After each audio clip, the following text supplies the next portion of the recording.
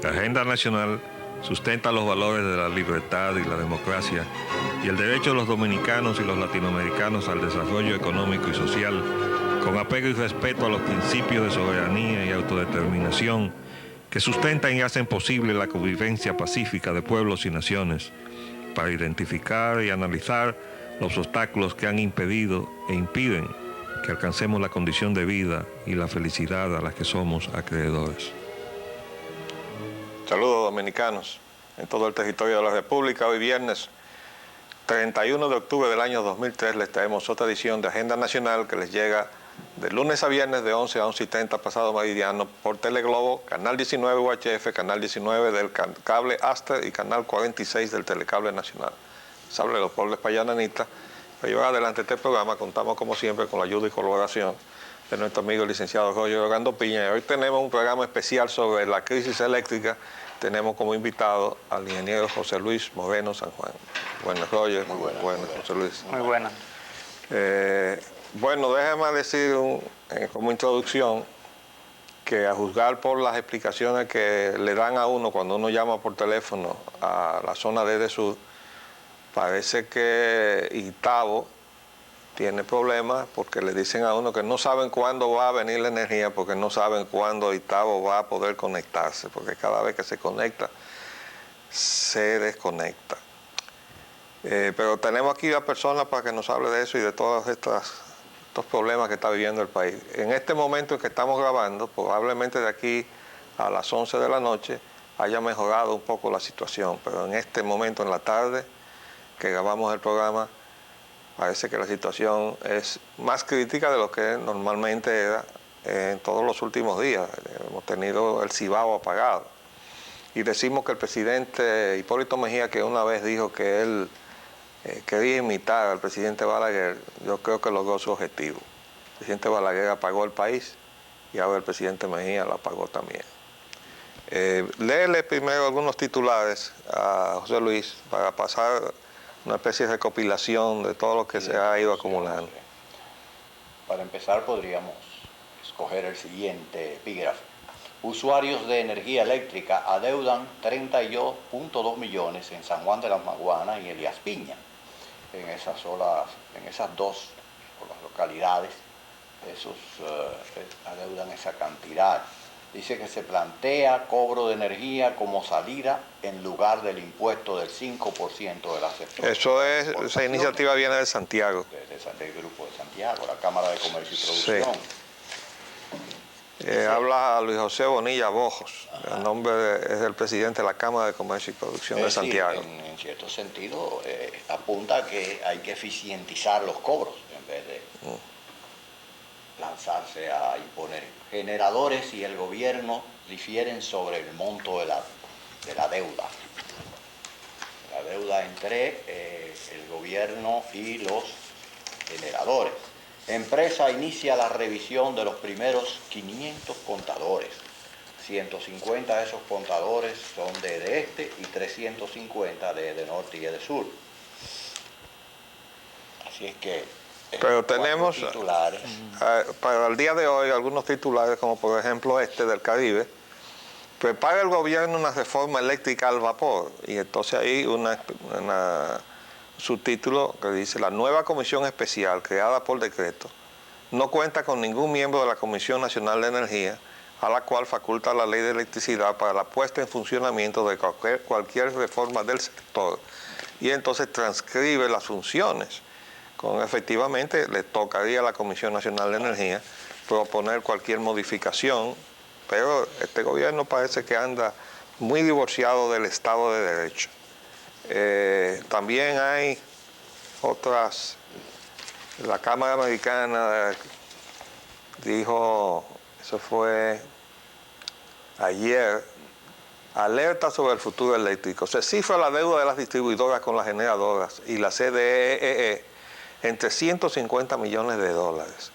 Y la Finjus habló de ilegalidad a la hora de citar la compra de las EDES. Eso es otro aspecto del asunto. Y aquí yo tenía esto hace días, yo creo que lo llegamos a comentar en la comparecencia anterior. Dice, de la emisión de los 5.140 millones de pesos que aprobó el Congreso Nacional, dice, los bonos se destinarán también a cubrir la deuda de la Corporación Dominicana de Electricidad con el sector privado, la cual fue asumida parcialmente por el Banco de Reservas. Fíjense cómo todo esto, de alguna manera, se conecta con los bancos, en este caso el Banco del Estado, y hoy aparece este titular en la sección de economía del periódico Hoy. Notifican clientes para que no paguen a CDE, la empresa distribuidora dominicana de electricidad Idoel, que es la subsidiaria de Unión Fenosa aquí, y el Banco Popular Dominicano están notificando por separado a clientes del sector eléctrico para que su consumo de energía sea pagado a esas empresas con la finalidad de saldar deudas contraídas por Unión Fenosa, sus filiales Edenorte y Edesur. Bueno, es indistintamente una u la otra. Y ahí aparece también que había, dice, por su lado en la notificación de los representantes del Banco Popular se advierte a las empresas notificadas que deberán pagar en manos de esa institución bancaria la facturación de consumo de energía eléctrica, la cual ha sido cedida para el pago de un préstamo de 350 millones de pesos contraído con ese banco por la distribuidora de electricidad Edesur. Bueno, ingeniero, ¿qué usted nos puede decir de tantas cosas? Bueno, evidentemente uno de los problemas principales del sistema eléctrico nacional ha sido el cobro, y eso era el problema desde la época de la CDE. O sea, todas las noticias que han salido, o sea, las primeras que se leyeron, tienen que ver con la parte de lo que es cobro de energía, que es un problema que la capitalización no resolvió. O sea, tenía muy poca efectividad en cuanto a lo que era la parte de cobrar la energía. Por otro lado... Perdóname, vamos a ampliar un poquito eso. Había problemas cuando la CDE en manos del Estado manejaba el sistema eléctrico nacional. Con los cobros. ¿Con los cobros de qué sector? En ese caso era con los cobros en sentido general, o sea, no solamente con cobro de barrios carenciados, sino que había problemas en sentido general con lo que era la gestión de cobro, uno de los puntos principales. Es importante señalar que estos problemas se acrecentaron a partir de los finales de la década de los 80, justamente cuando comenzó las primeras grandes crisis de la electricidad por la falta de generación. Y en la medida que se fueron agravando el suministro de energía, pues también hubo un agravamiento en cuanto a lo que era la cobranza. O sea, la cobranza fue cayendo, hasta llegar a unos niveles de casi un 40% de la facturación que no se cobraba. Pero dentro de ese ámbito tan amplio de toda la facturación del cobro, con todos sus estratos económicos, ¿qué papel jugaban los barrios marginados, que ustedes usan el término carenciales? Bueno, ese porcentaje era de un 7 a un 9%, menos del 10% de todo lo que era. Entonces los barrios marginados del país no estaban quebrando la CDE. No, entendemos que no, y eso es algo que se ha repetido en numerosas veces cada vez que se trata el tema de cuál era el problema. No, y todavía se estuvo hasta muy poco erguimiendo eso, cuando estaba Unión Fenosa aquí y todavía se quejaba y se le ha estado reconociendo como que tiene un problema muy serio porque no cobra, no puede cobrarle a los barrios marginados. Cada parte del sistema en que se dividió la antigua CDE tiene características diferentes. A la Edesur le tocó lo mejor de lo que era la clientela. ¿Por qué? Porque estaban barrios de clase media, el sector industrial más importante del país bajo su manejo, y tenían barrios, pero en términos relativos eran mucho menos que el caso de este. Y en el caso de Edenorte, el problema básico es que la zona norte siempre ha tenido un problema de abastecimiento de energía y por generación. de generación, y por tanto, en la medida de que no se suministra energía, tampoco se cobra energía. Entonces, evidentemente que la zona norte siempre ha tenido un manejo mucho menos favorable que el caso de sur y de este. Pero estamos un poco frente al problema de qué vino primero, si la gallina o el huevo. ¿Qué debe haber primero, energía o pago? No, primero energía. Entonces ese es el problema. O sea, si hay una situación de tranque y no se cobra la energía, porque la gente lo que está recibiendo son apagones y se acostumbra a no pagar la energía que recibe, que no es la energía satisfactoria, ¿a quién le toca romper el hielo? No es precisamente al que va a resolver el problema. Sí, por eso les recomendábamos a los que tomaron la administración de norte y de sur que trataran, por lo menos en el primer mes, de darle energía para entonces dar una señal de que las cosas iban a mejorar y la gente iba a responder en el cobro. Entendemos que la situación que se está dando es todo lo contrario. Tal vez no es el propósito de los que están administrando de norte y de sur en estos momentos el crear una imagen de incapacidad por parte del gobierno, o sea, o del Estado, de manejar las empresas. Pero si no lo tienen deliberadamente, por la vía de los hechos, lo han estado haciendo tan bien que yo creo que dentro de un mes más, si seguimos como estamos, la gente se lanzará a la calle a pedir que se resuelva de alguna manera el problema, porque no, o sea, es contraproducente entonces el hecho de haber readquirido por mal manejo de norte y de sur, si lo que vamos entonces a realmente nada más quedar apagones. Pero volviendo un poco hacia atrás en la historia, porque a mí me interesa que el pueblo aproveche la presencia tuya y el conocimiento que tú tienes del proceso, para que se entere de todo lo que ha pasado. Cuando la CDE tenía problemas de facturación, ¿no contrató a la Unión Fenosa para que lo asesorara precisamente en la mejoría de eso? Evidentemente que sí, porque ya desde principios de los 90, después, como le decía, del finales de los 80, ya no hubo ningún tipo de planificación en lo que era la antigua CDE, sino que era un asunto que tendía al colapso y se dejó caer. Yo entiendo que en cierta manera, inconscientemente, deliberadamente. O sea, el plan fue reemplazar primero el área de planificación e ingeniería de la CDE, y para eso se trajo una empresa de asesoría en el área de ingeniería que suplantó ese departamento de la antigua CDE. Después también... Pero vamos a explicar eso. O sea que siendo CDE, mano del Estado, se reorganizó internamente, dividiéndose de forma tal que lo que estaba realmente era propiciando lo que vino después. Exacto. Esa es la realidad. La privatización. Y la asesoría de Unión Fenosa en el caso de cobre y otros asuntos más administrativos dentro de lo que era la CDE, el resultado fue pírrico. O sea, realmente para la mayoría de los técnicos que trabajaron en aquel entonces en la CDE saben perfectamente cuál fue la situación con Unión Fenosa y los enlaces y las telarañas en términos que había en torno a la contratación de Unión Fenosa y sus resultados.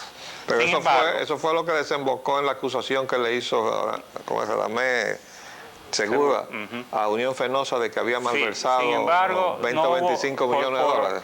Por esos asuntos muy particulares que se dan en nuestro país, no se sometió a la justicia por incumplimiento de contrato Unión Fenosa, y entonces cuando se protestó durante el proceso de reforma de la empresa pública de que Unión Fenosa había incumplido con su contrato y demás, la gente de la CRE que querían que Unión Fenosa participara, no sabemos por qué, de la CRE de aquel entonces, con todos los conocimientos y asesoría legal que tenían, pues se rieron prácticamente de las observaciones que se le hizo de la CDE, porque no había ninguna instancia judicial y no tenía ningún valor el que usted hiciese una crítica si no estaba documentada con un sometimiento o algo así. Pero sí había una cosa, y es que Unión Fenosa en el tiempo que estuvo ahí absorbió información y conocimiento tenía información interno privilegiada, y si se hubiese hecho una licitación pública internacional transparente, como tanto ilegal y también legal como lo manda entonces por tener información privilegiada no era una competencia, debió ser descartada. Sí, porque se supone que se compite en igualdad de condiciones cuando hay una licitación y no Y si con no, información no hay privilegiada. competencia. Lo mismo el aspecto aquel de que por lo menos dos ofertas tienen que haber por cada empresa que se está licitando. Eso una licitación pública y nacional es lo principal y lo básico, y si no se cumple eso, pues se está incumpliendo con los reglamentos de licitación pública internacional. Y eso culmina entonces con una reunión donde se repartió todo y después se hizo un amagaco de licitación. Sí. El otro aspecto que se estaba tocando es el tema de deuda de los generadores. Mire, evidentemente aquí hay un problema de fondo desde el principio de la capitalización, que se trató de enmendar en el Acuerdo de Madrid, pero el Acuerdo de Madrid se quedó lejos de lo que era la meta en cuanto a precios aceptables. ¿Y cuál fue el problema que se pactó en esa encerrona que precedió la licitación? ¿Qué fue lo que se pactó ahí? Evidentemente se pactaron unos precios de venta de energía de los generadores a los distribuidores bastante por encima de lo que era la racionalidad técnica sobre la base de lo que teníamos como parque de generación, o sea, plantas instaladas en ese momento. Vamos a explicarle esa partecita también al pueblo. El parque de generación, que son un conjunto de plantas, en primer lugar hay que decir que era un conjunto heterogéneo. Sí. Ahí había plantas que trabajaban con fuel oil o que podían trabajar con carbón, pero no estaban trabajando con carbón. Había plantas que estaban trabajando con gasoil, ¿verdad? Y había plantas turbogas, que son plantas con gasoil, pero que su tecnología de rápido encendido las hace de alto consumo. Me corrige porque tú eres el técnico, ¿no? Eso era más o menos el resumen de la diversidad de plantas que había. Y las hidroeléctricas también. Ah, bueno, pero las hidroeléctricas en manos del Estado era una forma de generación. Estoy hablando de la generación térmica. Generación térmica, eso era lo que existía. Y evidentemente eso daba un costo distinto. Sí, costo distinto, pero había usted no podía fijarle el precio por la planta más ineficiente, ni por el combustible más caro, sino que tenía que utilizar una media ponderada para que, como se estaba dividiendo en dos empresas más o menos equilibradas, o sea, en cuanto a costos de generación, se tuviese una media aceptable que se pareciese a la media que tenía la CDE. Pero párate ahí, perdóname que te interrumpa, porque es que tenemos que hacer que el pueblo entienda el fraude que se le hizo. Cuando tú estás hablando de una media aceptable, estamos hablando de un proceso negociado que precedió a la licitación y que no desembocó en una competencia, porque a nosotros se nos dijo que íbamos a un mercado eléctrico. De hecho, el término mercado aparece en todas partes en la legislación de electricidad que se hizo. Sí, el mercado implica competencia. Pues, entonces, no se estaba pactando una competencia, sino buscando un promedio para pagarle a todos y que todo el mundo quedara contento. ¿Eso es así? A nuestro entender, desde el punto de vista técnico, ese es uno de los puntos que siempre hemos sostenido. Y ese fue el punto de partida. Exacto. Entonces, ¿qué pasó? Que los costos de abastecimiento de los distribuidores, es decir, el precio que tiene que pagar el distribuidor para comprarle la energía a los generadores, quedó muy por encima de lo que eran las posibilidades reales para poder manejar razonablemente. ¿A qué tú llamas posibilidades reales? Bueno, de que la realidad en cuanto a precio de compra de la energía debió ser sustancialmente menor. ¿Comparada con qué? Comparada con los precios de venta que estaban fijados en el contrato de venta de energía. Pero era muy elevado los contratos, los precios de venta. Por eso era que no se podían aceptar esos precios. Y de hecho... Perdón, no se podían aceptar ¿cuáles precios? Los contratos de venta de energía. ¿De dónde a dónde? De los generadores a los distribuidores. Sí, pero yo estoy hablando del precio de venta al consumidor, el que pagamos los dominicanos. Esa es otra cosa. Sí, pero ese es el que determina si la distribuidora tenía o no tenía posibilidad de pagar el otro precio. Entonces, ¿qué sucede? Que para poder cubrir los gastos de las distribuidoras con los índices de pérdida que se tenían en ese momento, entonces la energía tenía que haberse vendido en República Dominicana a 20 centavos de dólar. ¿Y cuáles eran los índices de pérdida? ¿Por qué? ¿Por qué había pérdida? Por robo de energía, una buena parte, eso es innegable y de hecho eso no hay quien lo pueda negar, y pérdidas en el sistema. Ahora, las pérdidas en el sistema técnicas, o sea, de que son disipación de energía eléctrica por calor, por resistencia de los conductores y todas esas cosas, eran no tan grandes como lo que era la parte de lo que no se cobraba de la energía, que podíamos catalogarlo todo como robo de energía, hurto de energía. Pero no podemos catalogar el consumo de los barrios marginados como robo de energía. ¿Por qué?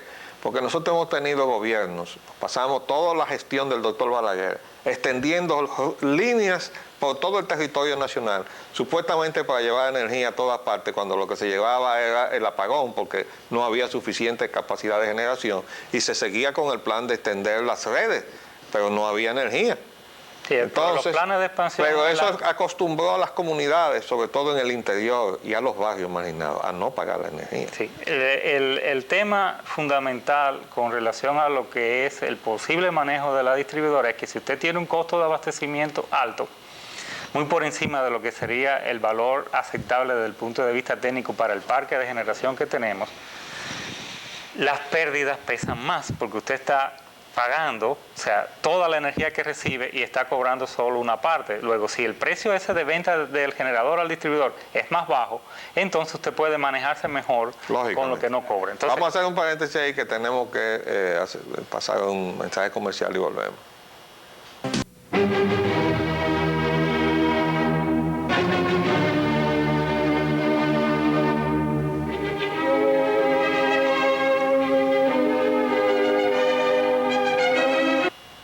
Muy bien, estamos en un programa especial entrevistando al ingeniero José Luis Moreno San Juan, director del Instituto de Energía de la UAS, examinando la crisis eléctrica y sus raíces. Estábamos viendo cómo se originaron las relaciones de los precios entonces, ingeniero. ¿Qué se fijó entonces en esa reunión primera? En eso lo que se fijó fueron los precios de venta de los generadores a los distribuidores, o sea, los contratos de compra-venta, ¿no?, de energía. En esos contratos de compra-venta de energía, los precios bases estaban muy por encima de lo que eran los precios que tenía la CDE hasta esos momentos, o sea, en ese momento con el parque de generación existente. ¿Precio? De generación. O sea, o los costos de generación más un margen aceptable, que andaba alrededor de no más de 5 centavos, 5.2, 5.3 centavos de dólar por kilovatio hora, con todo incluido ahí, incluyendo la potencia. Y a eso le salía la energía a la CDE. Y además tenían una fórmula de indexación que estaba... Era para combustible. Sí, por combustible y por índice de precio al consumidor, pero estaba duplicado los indexadores, o sea, se multiplicaba uno por el otro, lo cual hacía que el incremento del precio de venta de los generadores a los distribuidores se elevara mucho, rápido, o sea, en el tiempo, y también estaba basado en el combustible número 2.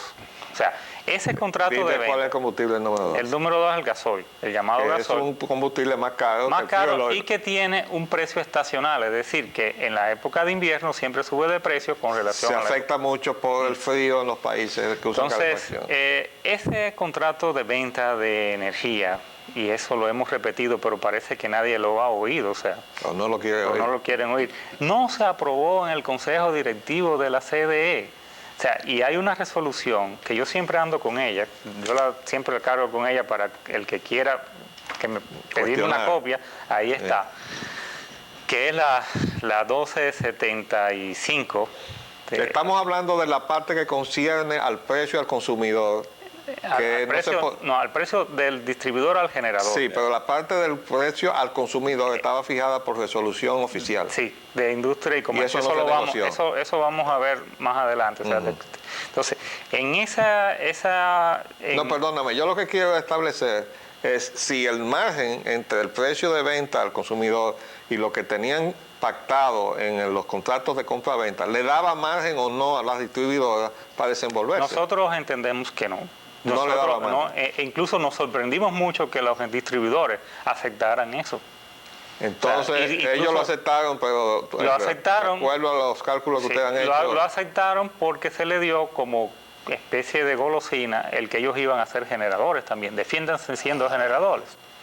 Y entonces con eso ya sabemos que el precio que le hemos dado a los generadores Jaina y Davo es muy alto, porque si no, los antiguos IPP, que fueron los que participaron en la licitación de la generación, no estaban de acuerdo a participar. ¿Participaron en qué licitación? De la generación térmica, la llamada licitación del área térmica, que se hizo el día después, o mejor dicho, en el día, cuando en la madrugada de ese día se había firmado un acuerdo definitivo donde se decía que había que pagarle a los antiguos IPP 70 millones de dólares de los primeros dineros que entraban de la capitalización, y que había que, además de eso, adjudicar todas las empresas, porque si se quedaba una empresa sin adjudicar, se caía toda la Pero estamos capitalización. hablando no de una licitación, estamos hablando de una negociación.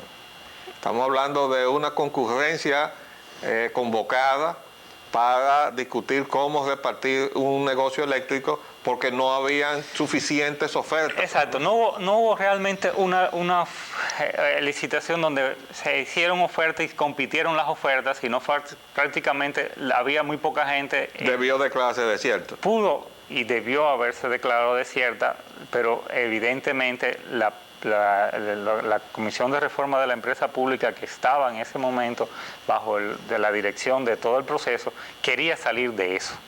O sea, quería entregar el negocio eléctrico. Es decir, entonces, para eso. por eso no se dejó desierto la adjudicación de la distribuidora del norte, por eso no se dejó desierto la adjudicación de Jaina. Y nosotros entendemos que, bueno, era porque era un todo o nada.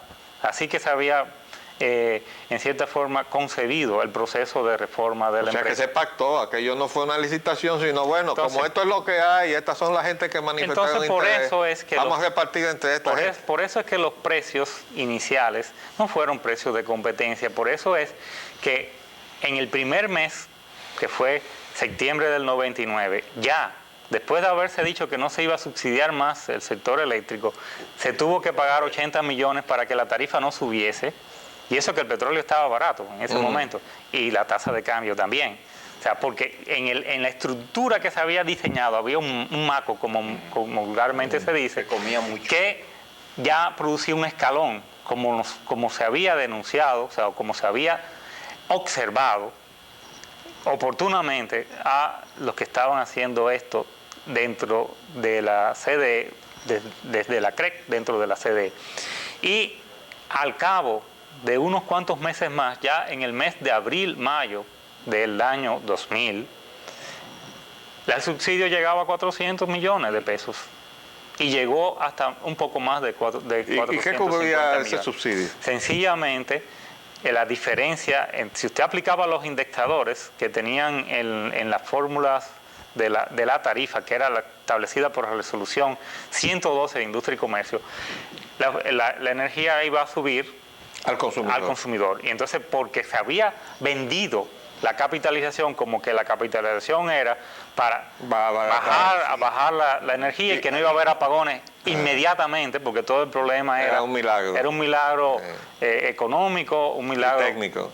Un milagro teórico, digamos. No, pero es un milagro técnico, sí, porque los apagones son exacto, técnicos. O algo que se podía hacer por decreto, ¿no? O sea, porque a veces se utilizan decretos y los decretos a veces la gente piensa que casi es una voluntad divina. Sí, como uno que salió ahora. Entonces, evidentemente, si no tiene una base en la realidad física, pues es imposible de satisfacer lo que dice ese decreto o esa resolución. Entonces, para evitar que la energía eléctrica, el precio se disparara por las nubes, porque vino una subida de los precios de los combustibles. Estamos hablando en el gobierno de Leonel Fernández. Sí, en los primeros meses del año 2012 ya se comenzó a subsidiar eso. De ahí entonces sí, pero estábamos en periodo electoral también. Después vino... ¿No era así? Correcto. Después... No, que es importante que se sepa que eso se hizo con un propósito político. Sí, eso en cierta forma es porque se había vendido la idea de la reforma de una manera y después resultó otra porque físicamente la realidad, el modelo que se tenía no se correspondía por la realidad y hubo muchos teóricos, economistas sobre todo. Perdóname, ¿qué modelo que se tenía? El modelo de la reforma y de mercado, pero el modelo no tenía ningún plan. No. El modelo era una filosofía. Vamos a dejar todo en banda porque el mercado se va a encargar de equilibrarlo y ajustarlo todo. Pero ¿qué sucede? Se olvidaron ellos mismos, o sea, los que más para que no se confunda el modelo con la idea de que había un plan técnico para rescatar el sistema eléctrico. Nunca hubo un plan técnico. Fíjese qué sucede, que si hubiese habido competencia realmente entre los agentes del sector, posiblemente hubiese tendido a bajar los precios. Pero como se había hecho una serie de acuerdos muy cerrados y unos contratos muy cerrados, pues evidentemente ahí no había ninguna competencia, sino simplemente yo tengo unos contratos que me permiten unas jugosas utilidades en el caso de los generadores y yo lo voy a defender hasta las últimas consecuencias. Perdón una interrupción. Yo recuerdo que en un momento dado en ese periodo. Itabo estaba entonces regida o gerenciada por Kevin Manning, dijo que iba a transferirse a carbón. Y además ofreció generar unos costos muy bajos. Recuerdo que se habló de 3 centavos y medio el kilo.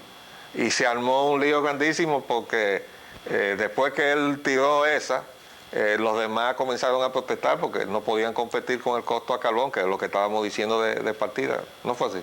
Sí, pero fíjese que ahí se sucedía algo muy interesante. El cambio a carbón necesariamente no se iba a reflejar en los precios de venta, porque había un contrato de venta. Pero eso es Precio fijo. Entonces, la utilidad iba a quedarse evidentemente en Itabo.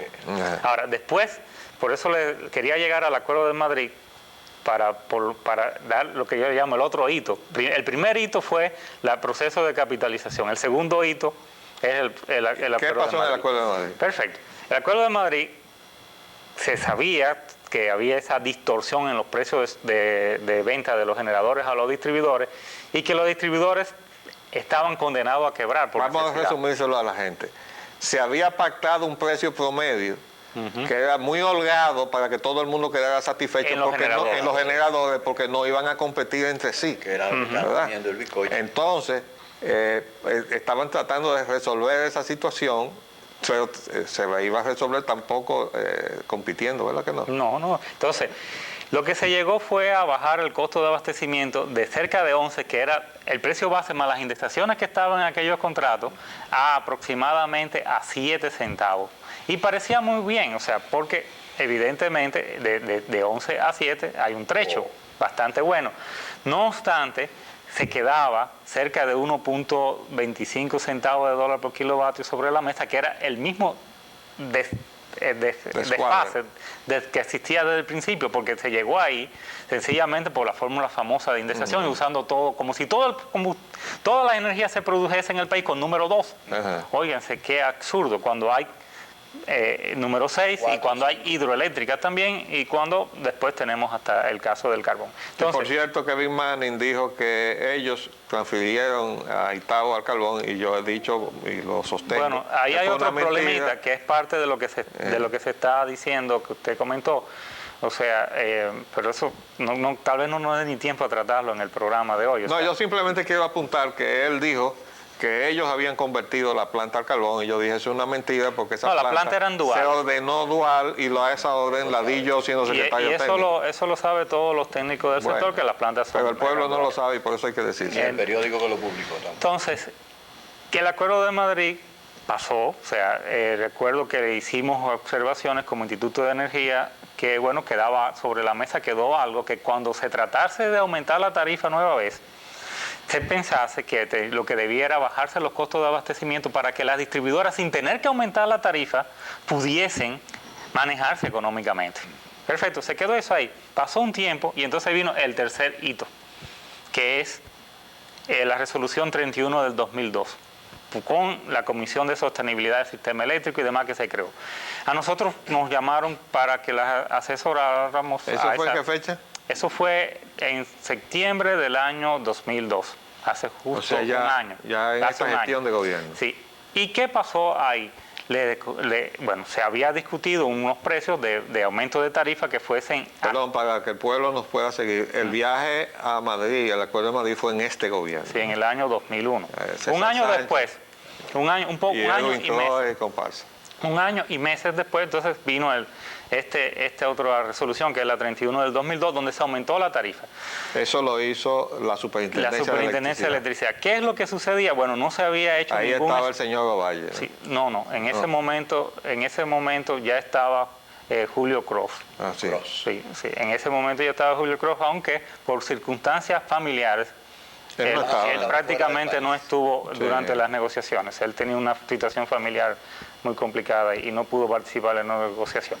Pero el resultado de eso fue un aumento de tarifa bastante brutal, o sea, y sin una base tampoco de un estudio técnico adecuado, una justificación técnica adecuada, sino las pretensiones de los mismos distribuidores. Estaban atendiendo los apetitos ¿Qué es económicos? lo que le observamos en ese entonces? Dentro de unos meses más, esta gente lo que se está preparando es para irse, y dentro de unos meses más, cuando recaudan todo lo que puedan recaudar, van a dejar el paquete y el lío. O sea, porque esa no era la solución. La solución en ese momento hubiese sido, o sea, él realmente revisar los costos de abastecimiento de los generadores a los distribuidores, nueva vez, llevarlo a la racionalidad técnica última, que se puede llevar eso, y a su vez hacer un estudio técnico sobre el valor agregado y tarifa. Ese es un enfoque que ustedes hicieron al margen del respeto al Estado de Derecho, porque la solución no podía ir por ahí. La solución tenía que estar en la recuperación de la responsabilidad de la distribución, porque es una gestión monopólica y la Constitución de la República prohíbe el monopolio en manos privadas. Nosotros siempre hemos insistido en eso, porque hay que buscar ver el bosque. Nosotros hemos caído en la situación en que estamos, porque el gobierno del señor Leonel Fernández se desprendió, violando la Constitución de la República, de una responsabilidad del Estado que era el manejo monopólico de la energía. La generación no es monopólica, pero está obligada a competir. Es decir, todos esos agentes económicos, el Estado podría perfectamente, ahora mismo, en mi opinión, vender su participación en la generadora, en Eje Jaina y en Eje Itaúo, pero te tiene que obligar entonces a los adquirientes a competir, porque o nos regimos por las reglas del mercado o se regula, y si se regula no puede ser sobre la base de componendas, bueno, donde el consumidor esté pisado y no sea tomado en consideración. El concepto es, en cuanto a lo que es competencia, es que debe de haber suficientes agentes que compitan entre sí. Nosotros, por la estructura del mercado que se ha conformado en la República Dominicana, difícilmente vayan a competir los agentes. ¿Estamos hablando de qué? De generadores. Generadores. Entonces, por eso nosotros hemos planteado siempre que para salir, tal vez en el futuro sí, pero para salir del momento en que estamos hasta ese futuro y poder llegar vivos. Eso es una transición. Sí, poder llegar vivos, porque si no vamos a llegar... Está hablando de medidas para que el gobierno la tome mañana. Ajá. Entonces usted tiene que aplicar una efectiva regulación en lo que son los precios de venta de los generadores a los distribuidores, porque si no, no se puede sobrevivir en esta situación, en la situación actual. Esta situación de plantas apagadas con el pretexto de que están en avería y esto, lo otro, y todo el mundo sabe que lo que hay es una deuda. Porque cuando el gobierno se apareció con esa negociación, bueno, ahí lo que dejó 100 millones de dólares, sí, que después se redujeron a 85 lo que ha faltado es regulación, deuda. Justamente. El papel regulador de la Superintendencia de Electricidad no se ha cumplido. Se deja demasiado tiempo para actuar, se deja correr demasiado tiempo para actuar, y cuando se viene a actuar, entonces la situación es tan complicada que todo el mundo tiene que ponerse la mano en la cabeza prácticamente. ¿Cómo puede ser? O sea, que se acumulen deudas de tal magnitud cuando usted sabía que desde hace más... O sea, desde que comenzó este año, algunos de los agentes lo que estaban era tratando de ver qué es lo que menos pagaban y cómo iban bandeándosela, como vulgarmente se dice, dentro de la situación, para poder llegar a un momento de decir, bueno, si no me consiguen esto, yo simplemente te sueldo esto. Entonces, eso se veía venir y debió comenzarse a actuar mucho tiempo antes de que ocurriera. O sea, ustedes veían venir que la Unión Fenosa se iba. Exacto. Pero ustedes preveían que se iban a quedar con Palamar y La Vega. El plan estratégico de Unión Fenosa a nivel del mundo es simplemente salir de la distribución y quedarse con la generación. O sea, que lo que se hizo no fue... Es no como fue. El cuento del burro, que cuando usted lo quiere sacar por una puerta, usted lo que tiene que hacerlo es jalarlo por la puerta contraria y el burro se va para el otro lado. Pues exactamente eso fue lo que se hizo. O sea, español ese cuento. Ajá, exacto. Pero entonces es una tendencia en los negocios internacionales de Unión Fenosa. Correcto. Soltar la distribución y quedarse con la generación. Sobre todo porque evidentemente que dadas las características que hay en ciertos mercados no competitivos, muchos de ellos de Latinoamérica, pues es mucho mejor ser generador que distribuidor. O sea, sobre todo cuando a usted le van a permitir ganarse lo que usted quiera y tener una tarifa eléctrica indexada con el índice del consumidor de los Estados Unidos. ¿Verdad? Y yo no sé, esas son de las cosas que están ahí en los reglamentos. Y una indexación sobre la otra indexación, como Sí. el mismo dijo. No, pero ya eso se corrigió después del Acuerdo de Madrid. O sea, esa es uno de los, por eso le decía. El otro hito lo tenemos ahora, que fue la recuperación desde norte y desde sur. Y lo que se ha estado haciendo posteriormente, o sea, nosotros todos tenemos algunas inquietudes porque, por ejemplo, con el caso de lo que es la Ley General de Electricidad, cada vez que damos un paso, lo que hacemos es una violación adicional a la ley. Y este es el lío que le dejó también el gobierno anterior a este gobierno. Cogentrix, que no es Cogentrix, es la planta eléctrica de San Pedro de Macorís, en donde Cogentrix es uno de los accionistas. El otro accionista es el gobierno británico con un 37% de las acciones. Y dice aquí, Cogentrix deja 8 millones de pérdida mensual al Estado. Claro que es un agujero, no solamente desde el punto de vista financiero, es un agujero desde el punto de vista de la generación, porque son 300 megavatios que no están en línea, ¿no es así? 300 megavatios, correcto. Entonces, fíjense cuál es el problema con ese. Eso es un contrato que tal vez jamás debió haberse firmado, porque ya estaba a las puertas del proceso de reforma y era una planta que, bueno, solamente la visión platónica de algunos de los funcionarios de la CRED de aquel entonces pensaba que las plantas se traían por helicóptero y se colocaban en 3 meses y demás. Cualquier planta de este tipo toma de 2 a 3 años instalarse, y si usted no tiene cerrado todo lo que es el paquete financiero, puede que le tome 3 para 4. Luego esta planta, lo menos que iba a tomar era 3 años, y se estaba firmando contrato en el año 98. La reforma se iba a hacer ya en el año 98 al año 99. Entonces, ¿qué hacía esta planta en el medio ahí? Sencillamente, los precios que estaban establecidos en esa planta nunca fueron los que se dijeron, y yo tengo las pruebas también, aquí las tengo. y ahí no se hizo un compromiso de cambio de combustible, Que después parece que no se figuró en el contrato.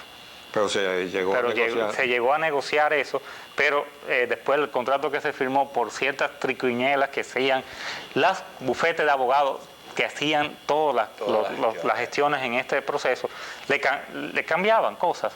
Usted discutía una cosa y le cambiaba tres páginas, y en la página que no se había cambiado nada, venían y pum, le cambiaban 5 más, y si usted no releía todo otra vez, pues fácilmente le borraban ciertas cosas. Pero de todas maneras, ese contrato, los precios de venta de energía nunca eran los tan aceptables que se habían pintado en ese momento, tan atractivos como se habían pintado en ese momento, y evidentemente dentro de lo que era la estructura del mercado que se veía venir, pues iban a ser precios más altos que los del mercado, y iba a perder la CDE, o sea, la CDE iba a estar obligada, iba a estar obligada a perder 1 centavo o centavo y medio, dependiendo de las circunstancias, en la compra de energía a Cogentrix para venderla entonces después a la distribuidora. Bueno, que ese era el negocio de los antiguos IPP. De los antiguos también, IPP, igualito. que fue la gestión del doctor Balaguer. Se proliferaron una serie de... Que fue lo que aceleró la crisis financiera de la CDE y el descalabro económico. Pero déjeme de la CDE. explicarle lo que era. Eran contratos en donde la CDE compraba a un precio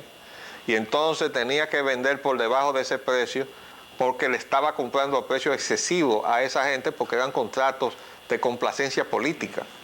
Y entonces ahí generaron una serie de empresas que ahora andan por ahí porque participaron en el pastel de la repartición. Incluso se está hablando, por ejemplo, de la licitación de Cogentrix. Yo he oído mucha gente hablar de eso. O sea, yo quisiera que los que hablan de eso prueben realmente que hubo una licitación. Bueno, ahí parece que hubo de todo, de acuerdo con algunas informaciones que me han llegado por internet. No nos está quedando mucho tiempo. ¿Cómo redondeamos entonces ahora al público en el minuto que